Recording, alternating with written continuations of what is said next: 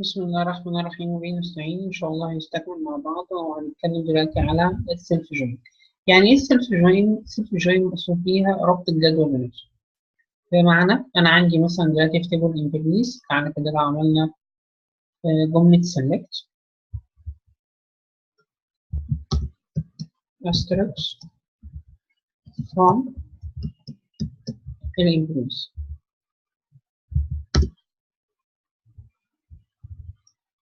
لو عملت run دلوقتي بيقول لي والله أنا عندي موظف ده الأي دي اسمه مثلا ستيفن كينج، المانجر اي دي بتاعه في خانة المانجر اي دي ده ملوش مانجر اي دي. جيت مثلا على الموظف اللي تحتيه، اسمه فخار، المانجر اي دي بتاعه 100. 100 ده مين؟ 100 ده اللي هو اصلا الموظف اللي هو مثلا مدير فخار اللي هو ستيفن كينج. هنا زي ما احنا شايفين هو اصلا فعلا المانجر اي دي ده عباره عن ايه؟ عباره عن اي دي بتاع موظف تاني، بس الموظف ده اوريدي موجود في جدول الموظفين، بس هو الدرجه بتاعته ايه؟ مدير. يبقى المدير في الاول وفي الاخر هو عباره عن ايه؟ موظف. فاهم ايه؟ بدرجه معينه او برتبه معينه. زي مثال مثلا بسيط، الموظف ده الكسندر ده المدير بتاعه 102. 102 اللي هو مين؟ ديكس. زي ما احنا شايفين ديكس ده اصلا هو مدير، بس هو في نفس الوقت موظف. وديكس برضك في نفس الوقت هو ليه مدير، هو المدير العام بتاع الشركه بالكامل اللي هو الستودنت تيم. طب انا مش عايز الدوخه دي، انا مش عايز اعمل جمله وير واقول هو ده مديره 102. طب هو 102 ده مين؟ اللي هو ليكس. طب ليكس مين مديره؟ 100. 100 ده اللي هو مين؟ ستيفن. لا، انا عايز ريبورت يطلع لي اسم الموظف او رقم الموظف واسمه، وفي نفس الوقت يطلع لي اسم المدير مش رقم المدير. يعني انا مثلا ممكن اقول له ايه select manager ID where ان الامبلوي اي دي ايكوال where الامبلوي اي دي ايكوال مثلا 103 اللي هو الكسندر. ساعتها هيقول لي ايه؟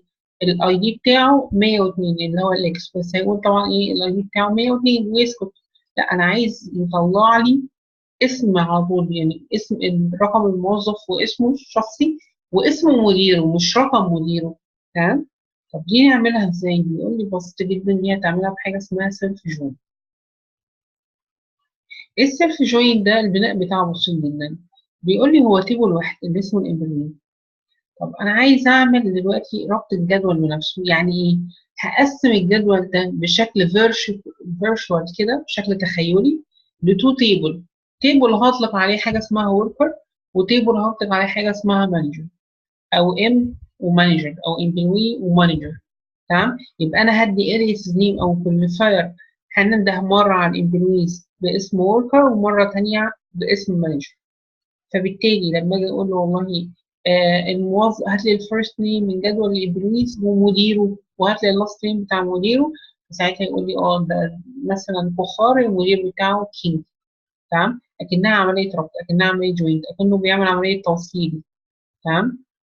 يشوف مين الموظف ومين مديره من التيبل التاني ويعمل عمليه التوصيل. تمام.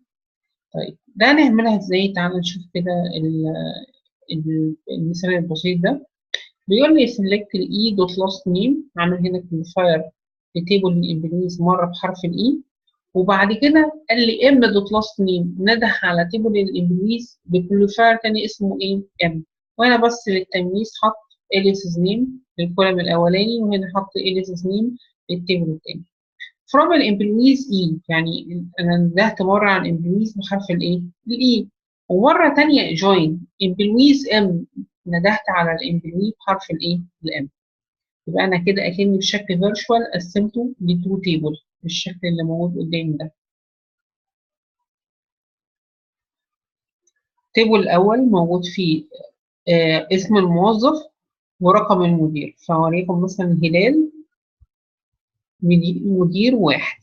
في التيبل التاني يقول لي رقم واحد ده وليكن أحمد، رقم اتنين ده علي أو أسامة، أي حاجة أيا كان الاسم. فدلوقتي أكنه بالظبط بيعمل كده. رقم واحد مين؟ رقم واحد أحمد. طب الموظف ده مين مديره؟ أحمد. أكنه بيعمل عملية التوصيل، أو عملية الجوين، أو عملية الربط. ده اللي فعلا اللي بيحصل. تعالى كده فعلا نتأكد من الكلام ده.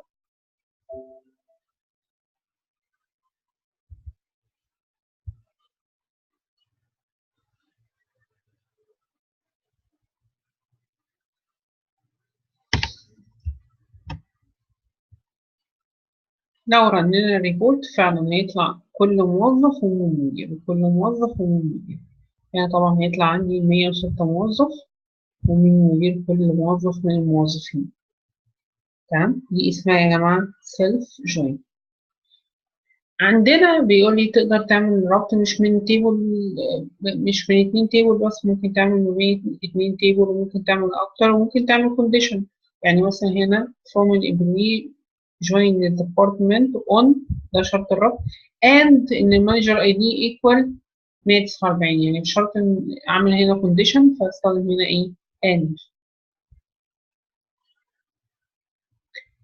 هنا عامل ربط ما بين أكتر من تيبل، من 3 تيبل، فعادي جدا هيكرر جملة الجوين. join employee دي on دي to department equal e to department ID. join location on دي to location ID equal l to location ID. هنا الفكرة كلها إن هنا عمل عملية الربط ب3 تيبل، فكرر جملة الجوين مرتين.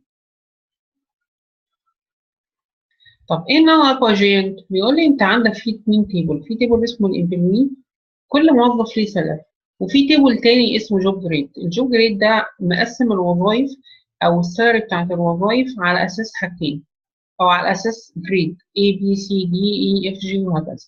وبيقول لي الناس اللي بتاخد في جريد A ده بيبقى المرتبات بتاعتهم متراوح ما بين قيمه الى قيمه، اللوست والهايست. تمام. طب ما انا اوريدي اي موظف بياخد مبلغ، المبلغ ده اكيد في الاول وفي الاخر هو بيقع في قيمه من القيمتين، يا اما ايه يا اما بي يا اما سي يا اما دي يا اما اف، يا اما ما بيقعش في حاجه خالص. بس هو الطبيعي يعني النورمال ان هو بيقع في حاجه من تيبل الجوب ريت. طب هنا في عمود مشترك ما بين الاثنين؟ لا، مفيش. امال ايه الموضوع؟ الموضوع لوجيكال، الموضوع كونديشن، اللي هو وير ان السالري اللي موجوده هنا هتقع بين اللوست سال والهايست سال. ساعتها فعلا يجيب لي الايه البيانات من التو تيبل. تعالى كده نشوف المثال. from an employee E join الجوب جريد G on بشرط اكنها زي where بالظبط جملة on ال E dot salary between ال J ال J lowest sal and ال J highest sal. وفعلا ساعتها هيشوف كل salary بتقع في أنهي جريد من طريقها. دي اسمها يا جماعة، اسمها non equation. يبقى النون ايكوال جوين تاني بتبقى عباره عن ايه؟ ان انا اوريدي في عندي 2 تيبل ومفيش ما بينهم عمود ربط، بس في علاقه منطقيه ان انا هنا في فيلد مرتبط بفاليو من الفاليوز اللي موجوده الناحيه التانيه. ساعتها ممكن استخدم فعلا النون ايكوال جوين. تعالى نطبق المثال.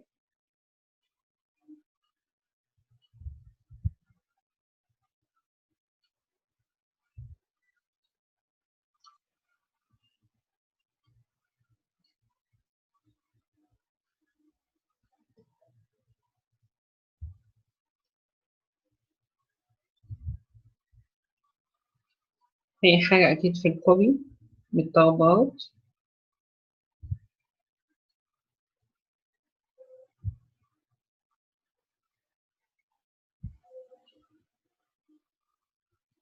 اوكي.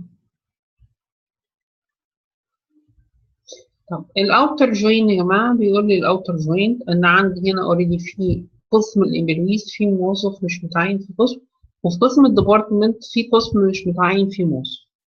طب انا عايز اجيب اوكي، عايز اجيب الماتشنج ما بين الاثنين، وفي نفس الوقت عايز اجيب البيانات الزياده اللي بيدوا الامبلويز اللي ملهاش مقابل في الديبارتمنت، والعكس الاقسام اللي موجوده في الديبارتمنت ومش موجود لها مكان في الامبلويز.